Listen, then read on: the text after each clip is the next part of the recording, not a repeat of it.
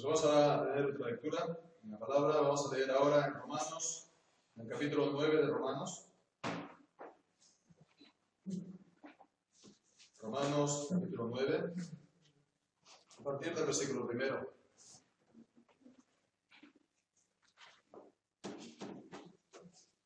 Dice así la palabra del Señor.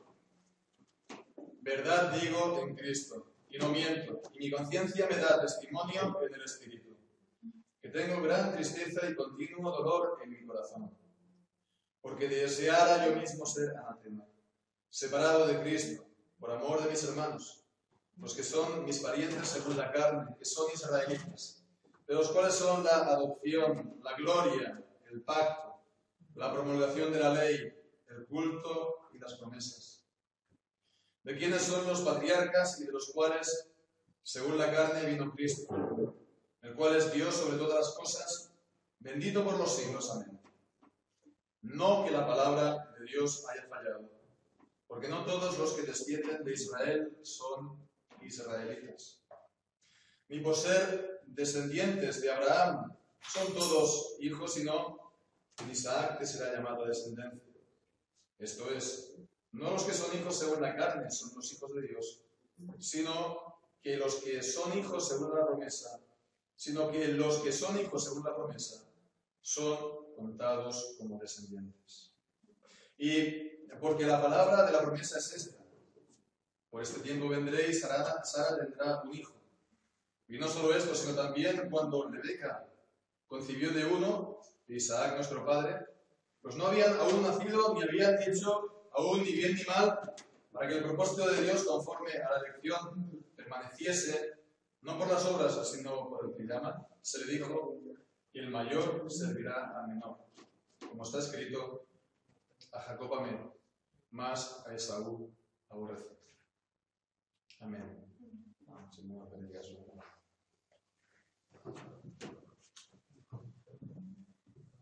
Comenzamos de esta manera pues, estos estudios también de la tarde.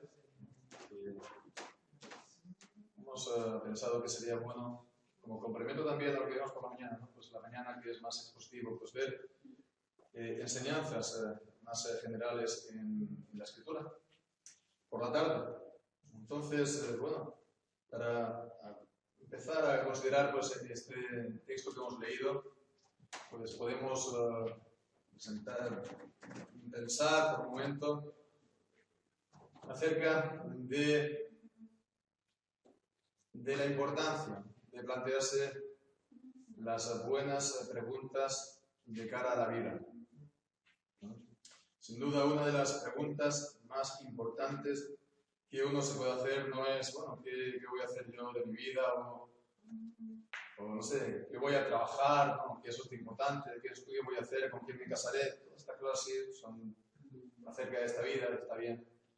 Pero una de las preguntas más importantes, tal vez la más importante, es: ¿soy salvo? ¿Soy yo salvo?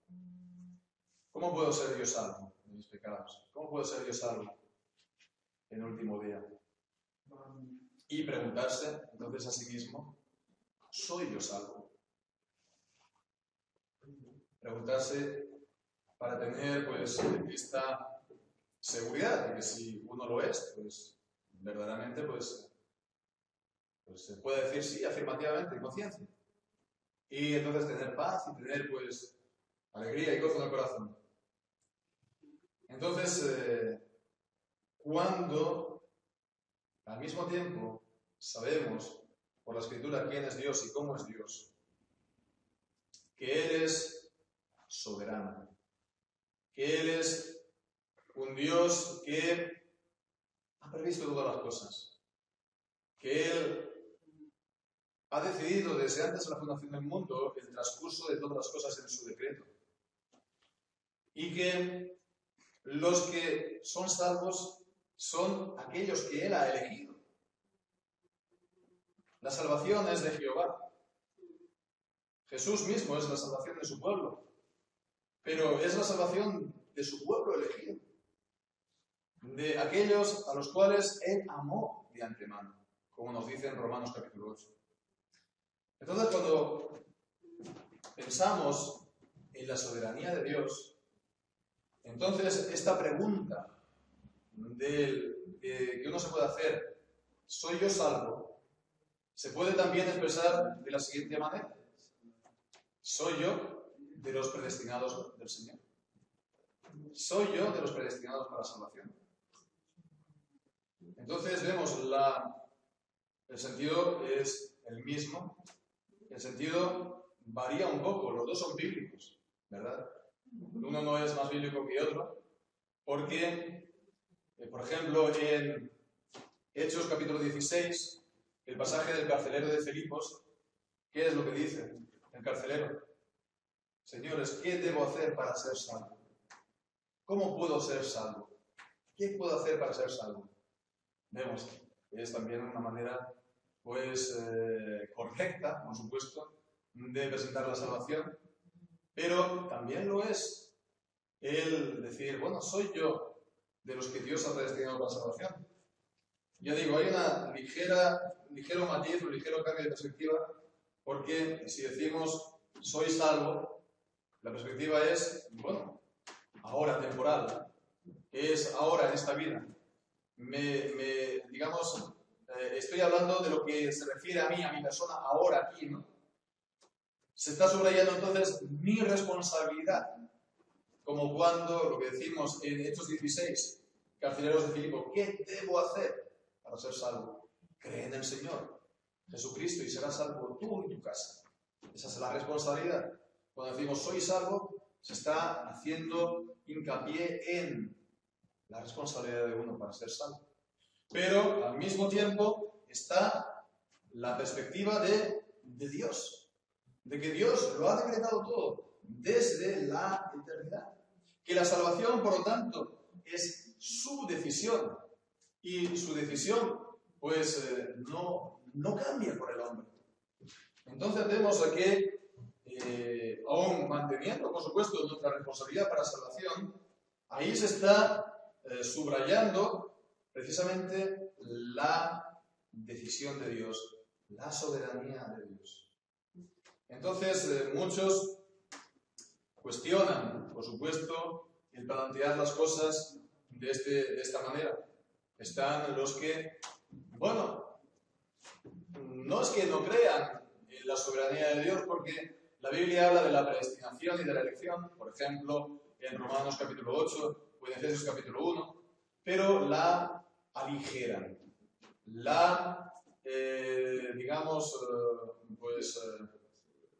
es como al vino que le echan demasiado agua y pierde al final todo sabor, o al café que le ponen muy poquito café y mucha agua y no tiene ningún sabor.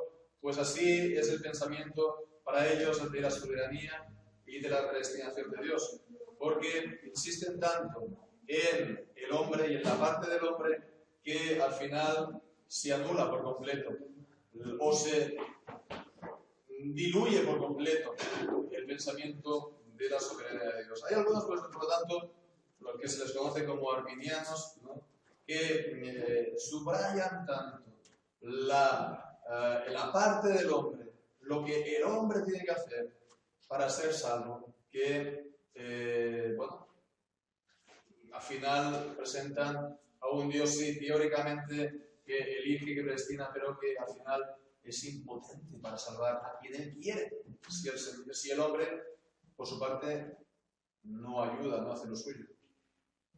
Entonces están estos que lo cuestionan, o que, sí, lo cuestionan, se puede decir. Después están también los reformados, que creen, que creemos todos los reformados, si son verdaderamente reformados, en la soberanía de Dios. Que Él elige a quien ha querido, desde antes de la fundación del mundo. Y que son estos los que se van a salvar. Y que no más, pero también al mismo tiempo, pues es como si tuvieran algunos escrúpulos en presentar las cosas de la salvación centrándonos desde la perspectiva de Dios. Centrándonos desde la perspectiva de la eternidad del Señor y su decisión. Porque, bueno, pues ellos, pues, es una especie de, ¿cómo diría yo? Una especie no un prejuicio, pero que, como si pensaran que, bueno, si haces esto, entonces a la gente le vas a disuadir de que crean, que se esfuercen, ¿no? O que vas a caer en el fatalismo y que entonces vas a dejar, por ejemplo, de evangelizar y de predicar el evangelio, porque total, al final los que se van a salvar son los elegidos y demás, o también a orar por todos, porque al final solamente se van a salvar los elegidos y estos ya están elegidos. Entonces, pues hay también una especie de freno para hablar claramente y presentar las cosas directamente desde el punto de vista de la predestinación de Dios, incluso en materia de la salvación. Pero es legítimo, por supuesto, porque, primero, si no presentas la salvación como dependiente del Señor, tarde o temprano el error va a ensanchar su territorio, ¿no? Los arminianos van a ir avanzando posiciones, ¿verdad? Incluso nosotros vamos a ver las cosas, aunque sea de manera inadvertida, ¿verdad? Un poco la manera arminiana. Entonces, bueno, hay esto que se dice del horror al vacío, ¿no? Si nosotros no se presenta, por parte de los reformados, la enseñanza bíblica de la soberanía de Dios, pues ese terreno, ¿no?, va a acabar siendo como si fuera un terreno tierra de nadie y van a venir los colonos y se van aquí a asentar. Entonces es necesario, vemos, presentar la palabra de Dios que está, la enseñanza de la palabra de Dios que está perfectamente clara en la Biblia, en las Escrituras. Lo podemos ver también desde el punto de vista, por ejemplo, de la expiación. Claro, pues que la base de la evangelización, ¿verdad?, es bueno, presentar la obra del sacrificio de Jesucristo en la cruz e invitar a las personas a creer, y que si creen, ellos recibirán el perdón de los pecados. La expiación es el sacrificio de Cristo en la cruz, ¿verdad? Pues entonces, para los reformados, ¿no?, pues bueno, claro, por supuesto, hacemos este llamamiento a creer a todos, a todos. Esto se llama el libre ofrecimiento del Evangelio, ¿verdad? Sin pararnos a saber antes si la persona que tenemos delante es elegida o no. ¿Cómo lo podemos saber nosotros a priori? ¿Verdad? Pues entonces el llamamiento a creer, ¿no?, libre oferta del Evangelio. Y eso se hace, pues, desde el punto de vista del sacrificio de Cristo, de su valor infinito. Es decir, que Jesucristo, al dar su vida, Él era Hijo de Dios. Y por su sacrificio, Él, pues, satisfizo la santidad y la justicia de Dios, que requería y requiere, pues, el castigo del pecado. Entonces, por ser Él el Hijo de Dios, su valor, ¿cómo lo vamos a tasar? No tiene precio. Es un valor infinito. Podría borrar los pecados de todo el mundo. Hipotéticamente se podría decir así, o teóricamente, por el valor mismo que Él tiene en sí mismo, ¿sí? No estoy hablando de que hipotéticamente expió los pecados, eso es un error, ¿no? Pero el valor de Jesucristo no tiene precio, ¿verdad? En sí mismo. Ahora bien, no hemos de olvidar que Jesucristo no murió por todos. No murió por todos. Murió por su pueblo. Jesucristo en Juan 17 dice: no oro por todo el mundo, sino por los que tú me has dado. La obra el rogar por el pueblo era uno de los ministerios, y es uno de los ministerios del sumo sacerdote. Y era, pues, lo que Jesucristo dice: no por todo el mundo, sino por lo que tú me has dado. Entonces vemos, esto es lo que Él hace como sumo sacerdote en la oración. Es igual también en la expiación. Dice que el Evangelio, Jesús mismo, que el Hijo del Hombre no ha venido para servir, no para ser servidos, sino para servir y para dar su vida en rescate por muchos. No dice por todos. Aunque la Reina Valera del 95, del año 1995, erróneamente y conscientemente, porque eso no admite ninguna duda, pues han falseado la traducción al cambiarlo por todos. Pero en el griego y en todas las traducciones de la Reina Valera hasta 1960 no ha venido para ser servido, sino para servir y dar su vida en rescate por muchos. Entonces, bueno, pues aunque tenga ese valor en sí mismo infinito, porque es la vida del Hijo del Hombre, ¿verdad? Un valor infinito, no fue entregado por todos. No fue entregado por todos. Entonces, pues, es bueno que presentemos las cosas, ¿no?, desde el punto de vista también de la soberanía de Dios. Incluso, pues, ya digo, la salvación, ¿no? E incluso presentar la pregunta, ¿no? ¿Soy yo salvo? Desde el punto de vista de la predestinación de Dios. Esta pregunta práctica, ¿no?, de nuestra vida como creyentes. Presentarla también, pues, teniendo esa perspectiva de la soberanía del Señor. Y para esto, pues, vamos a estar, pues, considerando este capítulo, lo que nos dice aquí el apóstol Pablo, poco a poco, ¿no?, y ver cómo está aquí presentada la doctrina de la elección y de la predestinación. Entonces, el contexto de lo que hemos leído, pues bueno, lo que vemos aquí a partir del versículo 1 es esta expresión de dolor del apóstol Pablo. Él, en el capítulo 8, pues había estado hablando de la elección de Dios. De la elección que dice que a los que antes conoció, capítulo 8, versículo 29, a estos también los predestinó, para que fuesen hechos conforme a la imagen de su Hijo. Y dice en el versículo 30, a los que predestinó, a estos también llamó. A los que llamó, a estos también justificó. Y a los que justificó, a estos también glorificó. Entonces vemos la soberanía de Dios, que es infalible. Desde el conocimiento, desde toda la eternidad, la predestinación, el llamamiento, la justificación, la glorificación está hablando de la glorificación final, ¿verdad? A estos también glorificó.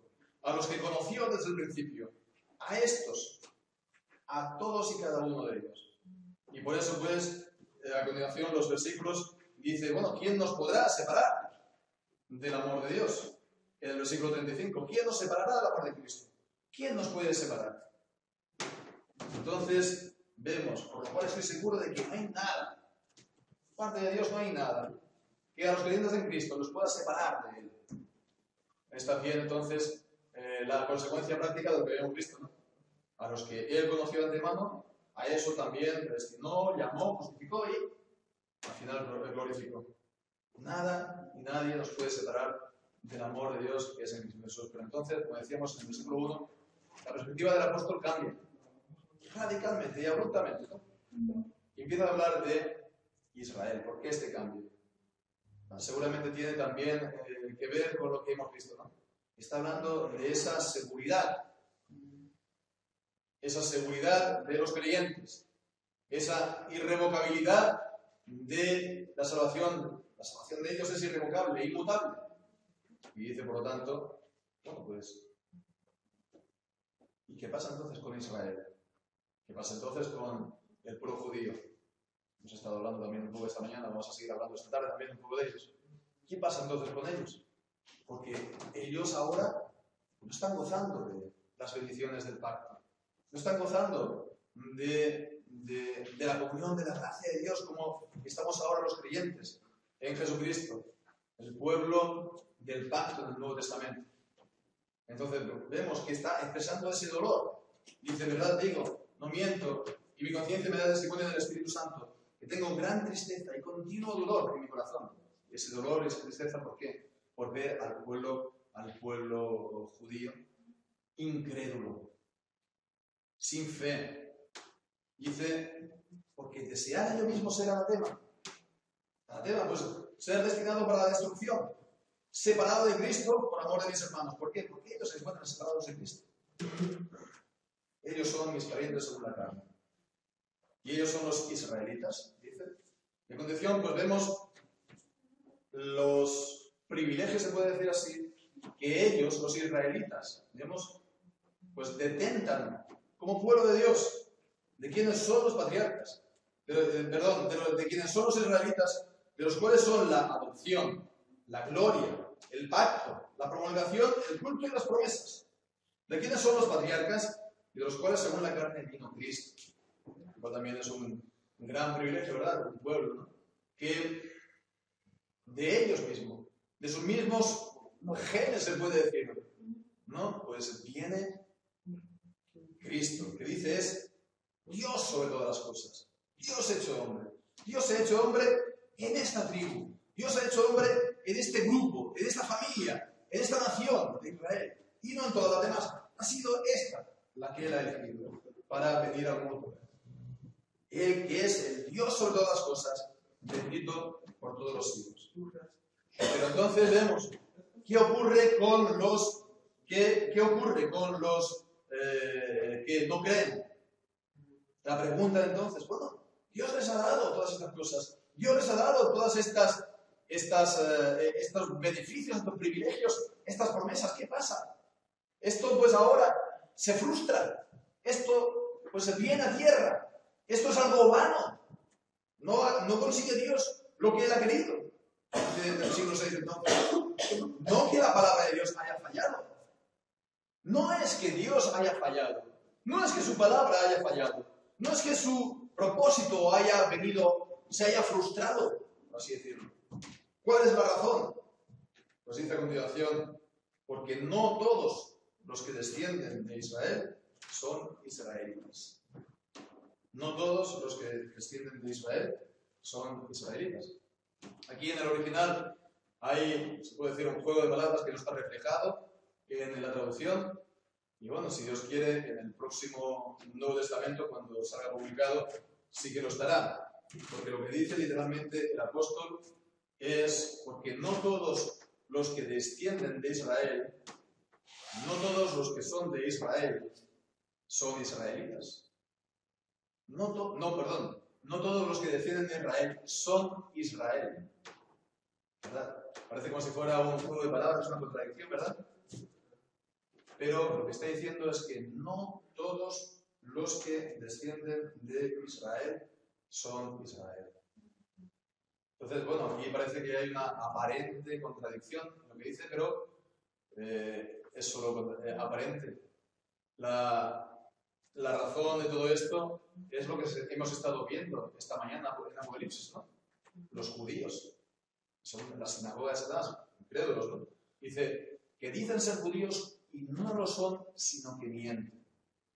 Entonces está en la misma carta de Romanos, en el capítulo 2, lo hemos estado viendo esta mañana, y lo podemos volver a ver ahora, esta tarde, cuando dice el versículo 28-29, no es judío el que lo es exteriormente, ni es la circuncisión la que se hace exteriormente en la carne, sino que es judío el que lo es en lo interior, y la circuncisión es la del corazón en espíritu, no en letra, la alabanza del cual no viene de los hombres, sino de Dios.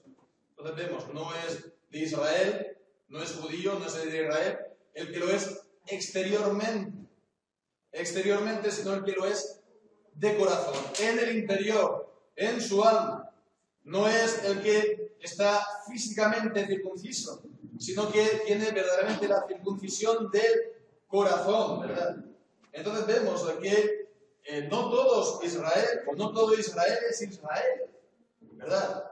Porque aquí está hablando de los que lo eran solamente de nombre, o solamente pues exteriormente, que formaban, sí, parte del pueblo de Dios, porque eran pues circuncidados, ¿verdad? Exteriormente.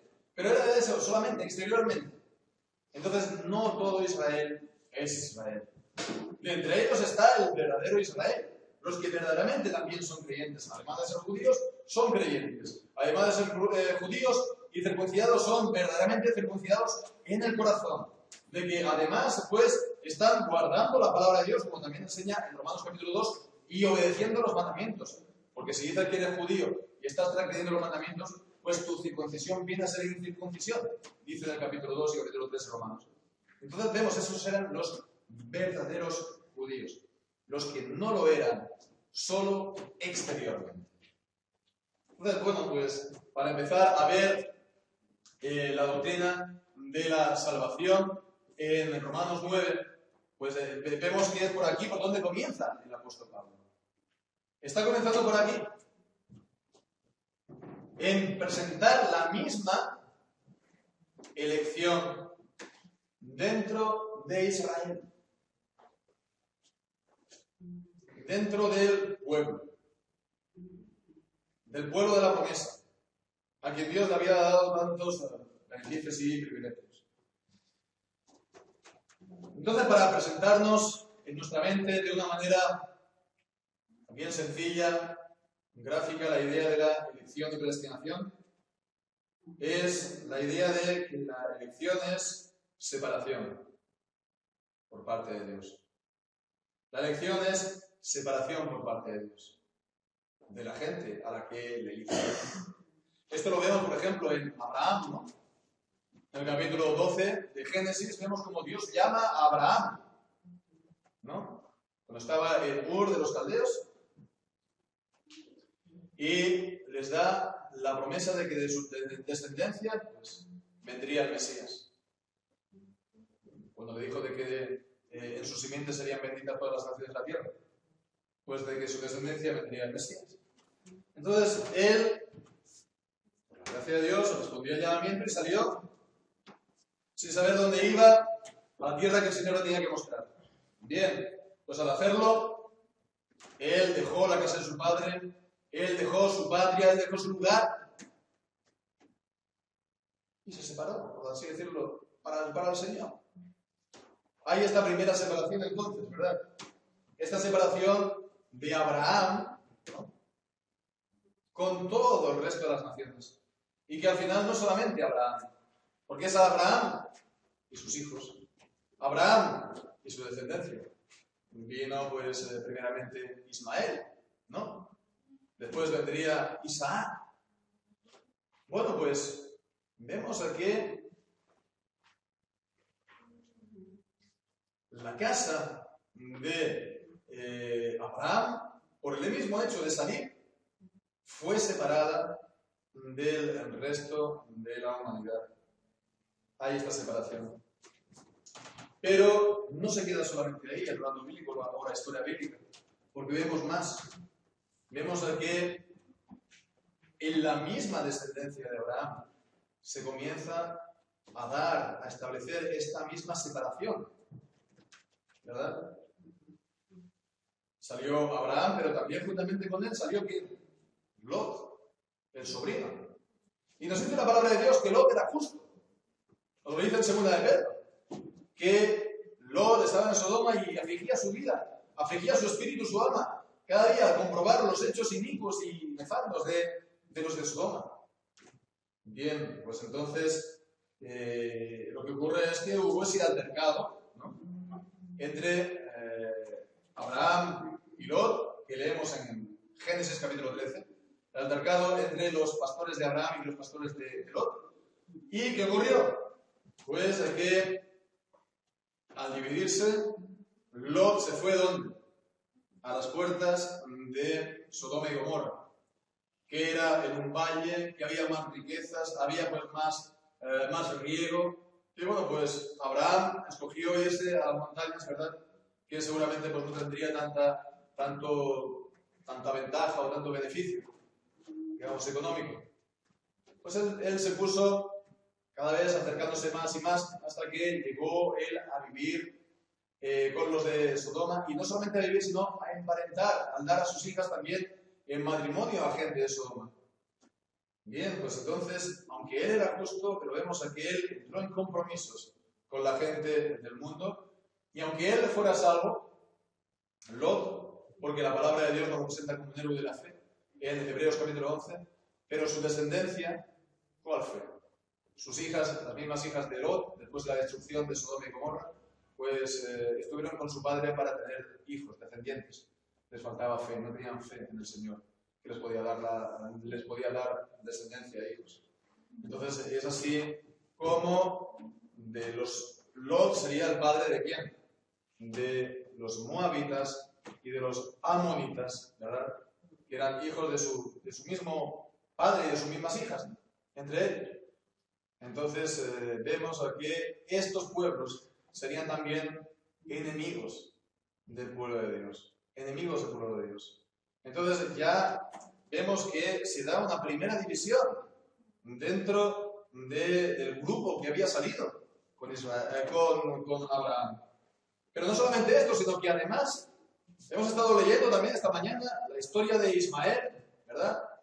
Y también esta misma tarde, cómo, pues, él nació de este fallo de la fe, esta caída en la fe de Sara, que, pues, al ver pasar el tiempo, pues, que no se cumplía la promesa de Dios, pues, buscó una salida a ella, una solución por sí misma. Y le dio entonces a su propia sierva para que tuviera un hijo con él, con su marido. Y de esa manera, pues bueno, pues ya tendremos el hijo, ¿verdad? Que nos prometía Dios. Quiso ella tener este hijo, pues, de la promesa de Dios por sus propias fuerzas. Entonces vemos que ahí no estaba ejerciendo ella fe en las promesas de Dios. El hijo, pues, fue Ismael. Hemos estado leyendo, ya por último, en el capítulo, pues, el capítulo 25, ¿no? Como, bueno, al principio, cuando Agar estaba pues, encinta, huyó, y bueno, pues se le apareció el ángel y, pues, bueno, lo recibió entonces otra vez, se fue otra vez con su mujer, con su señora. Y después de nacido Ismael, pues cuando Dios verdaderamente le dio el hijo, Isaac, pues entonces Sara lo expulsó, la expulsó otra vez, a Agar y a su hijo. Y Dios entonces también vino en ayuda de ellos y salvó la vida del pequeño. Bueno, pues el capítulo que hemos estado leyendo, en el capítulo 25 de Génesis, hemos estado viendo cómo Dios también, pues, hizo muy abundante la descendencia de Ismael, por cuanto era de la familia de Abraham. Por cuanto era de la familia de Abraham, también Dios le hizo tan abundantemente y le dio también 12 hijos, los mismos que iban a tener después los descendientes de Isaac, 12 hijos. Sin embargo, no eran ellos el pueblo de la promesa, no eran la línea de la cual vendría el Mesías al mundo, Cristo al mundo. Entonces, vemos aquí, por otra parte, lo que decimos esta mañana. Dios hace bienes incluso a la descendencia de Ismael por causa de Abraham. Y esto es para que nosotros también pongamos con mayor razón, con mayor motivo, poner nosotros como creyentes la fe en las promesas de Dios. Porque si Dios hace bien a los que separa, ¿verdad?, por causa de Abraham, pues cuánto más a los creyentes, que son los hijos de Abraham, que son los hijos de la promesa, va a hacer bien. Pero todo esto es para decir que vemos esta separación, también se lleva, vemos a los hijos de de Isaac, que fueron, pues, gemelos, mellizos, Esaú y Jacob. Entonces vemos cómo también los dos, pues, vinieron en respuesta a la oración de Isaac. Rebeca también era estéril. Estuvo orando al Señor para que le diera hijos. Estuvo orando no 1 año y 2, hasta 20 años. Se casó con Rebeca con 40 y tuvo los hijos a los 60. Estuvo orando durante 20 años para que el Señor cumpla sus promesas y al final, pues así, al final lo cumplió. Y fue fiel, no recurrió a otras soluciones como lo había hecho, pues, su madre Sara con Agar, con el beneplácito del padre. Pues entonces él estuvo esperando pacientemente. Pero cuando tuvo, pues entonces el momento de hacer, no tuvo solamente un hijo, sino 2. ¿Y qué ocurrió? Que al principio, el que nació el primero, Esaú, pues ese no heredaría las promesas. Sería el hijo. Para mostrar que aún, pues, bueno, esto está también explicado en el capítulo 9 de Romanos, lo vamos a estar aquí viendo, pero vemos que no es por derecho de primogenitura, no es por nada humano, no es porque haría Sara con su sierva, o por el derecho de primogenitura entre los humanos, ¿verdad? Es aquel a quien Dios elige. En este caso era el menor, el que no tenía derecho a tener la primogenitura, a heredar las promesas del patriarca de Abraham. Pues entonces vemos que de esa manera, pues se está aquí viendo que incluso dentro de la misma línea, dentro de la misma descendencia de Israel, se está operando esta separación entre aquellos que son verdaderamente salvos, entre aquellos que son los elegidos y los que no.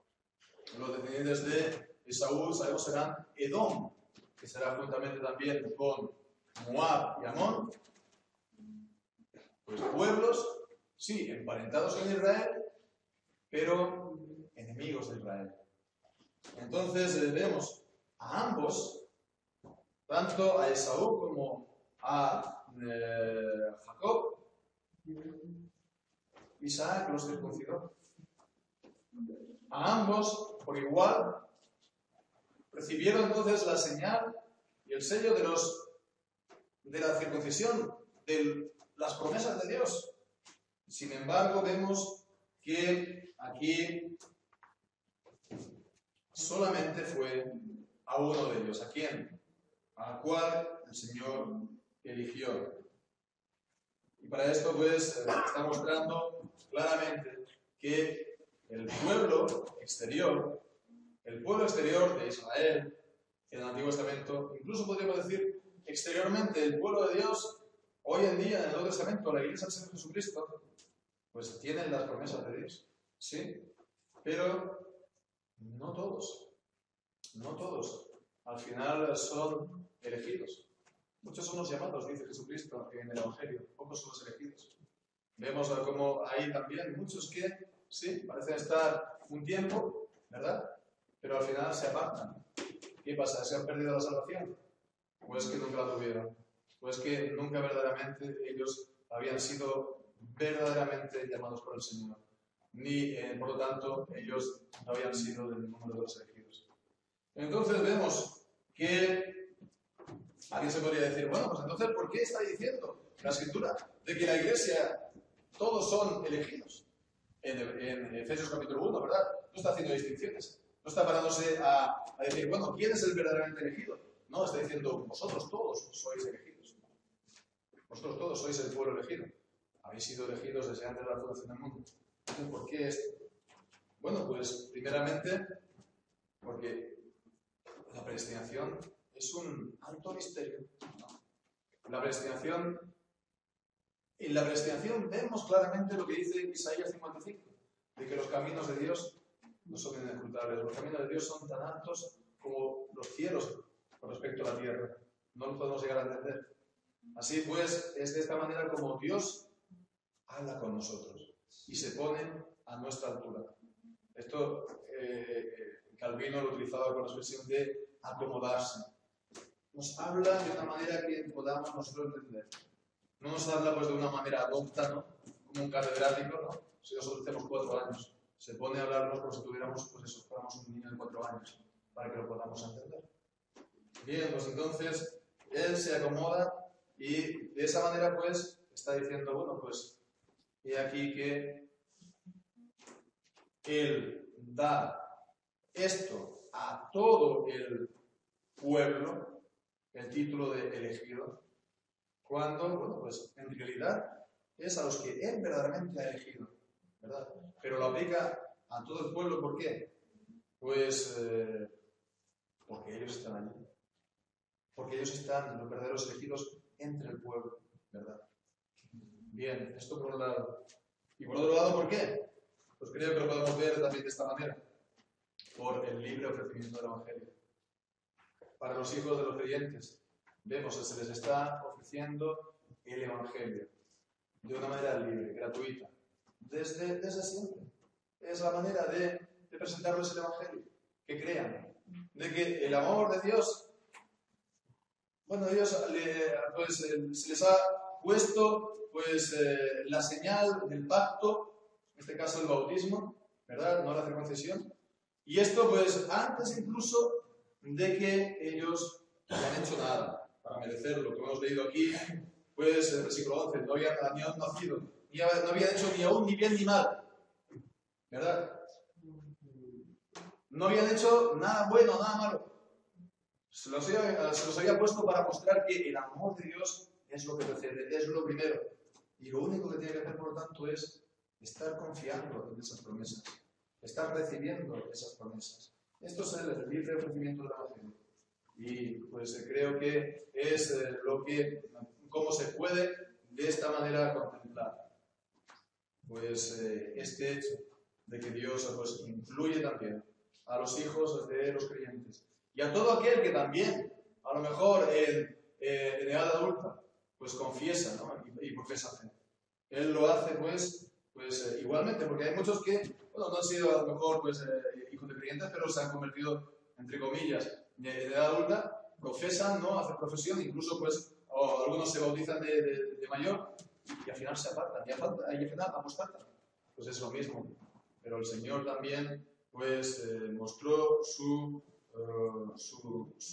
benevolencia, ¿verdad? Al aceptarlo dentro de la membresía y dentro de la comunión del pueblo. Pues en definitiva, ¿qué podemos decir prácticamente ya para concluir de todo esto? Pues viéndolo de la manera que nos toca a nosotros como hombres en esta vida, ¿verdad? Nuestra perspectiva en este tiempo, la perspectiva, digamos, temporal. Hemos hablado, no es judío el que lo es solo exteriormente, sino que lo es interiormente. Pues bueno, pues hemos de no conformarnos simplemente con ser un miembro exterior, ¿verdad? Que exteriormente pues seamos miembros, que seamos miembros de nombre, ¿no? Pero que no sea eso algo de verdad en nuestro interior.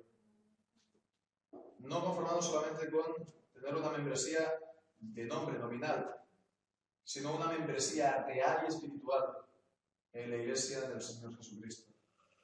No conformarnos con ser pues, solamente miembro por fuera, ¿verdad? Que la gente lo pueda ver, sino miembro en verdad, que son los que Dios ve continuamente. Para eso vemos que hemos de ser miembros de corazón, de alma. Entonces no hemos de conformarnos solamente con la apariencia, ¿verdad? Las apariencias pues, son vanas, son pasajeras.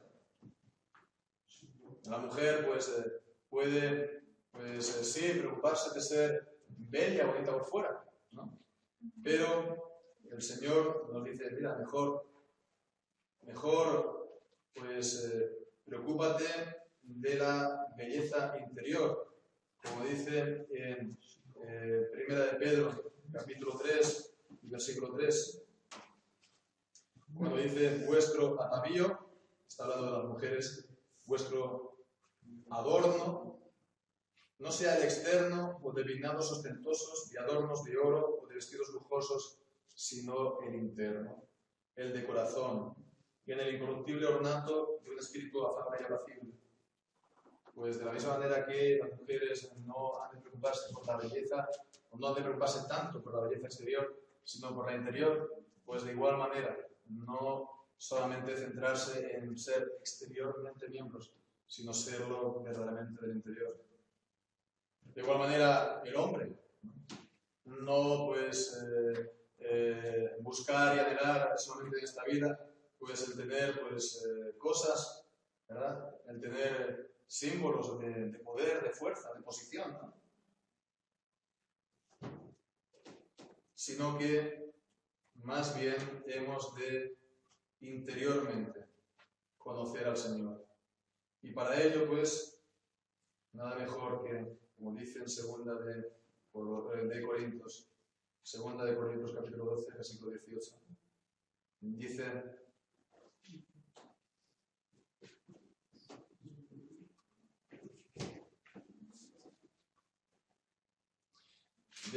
si alguno es,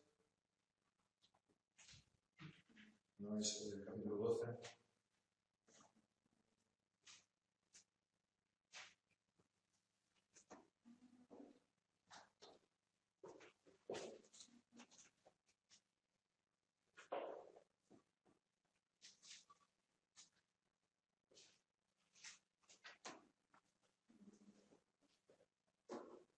de hacernos débiles para que seamos verdaderamente fuertes en el Señor.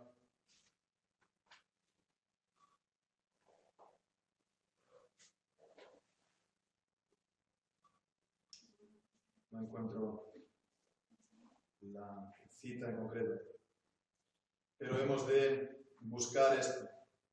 No solamente puede ser las cosas por fuera, sino verdaderamente, en verdad, también en el interior. Entonces esto es, se puede ver así esta búsqueda de la seguridad nuestra, de nuestra salvación, ¿no? Incluso teniendo la perspectiva de la soberanía de Dios y de su destinación. Están en mí, en mi interior, soy verdaderamente en el interior un verdadero cristiano. Pues que así sea, que el Señor bendiga su palabra.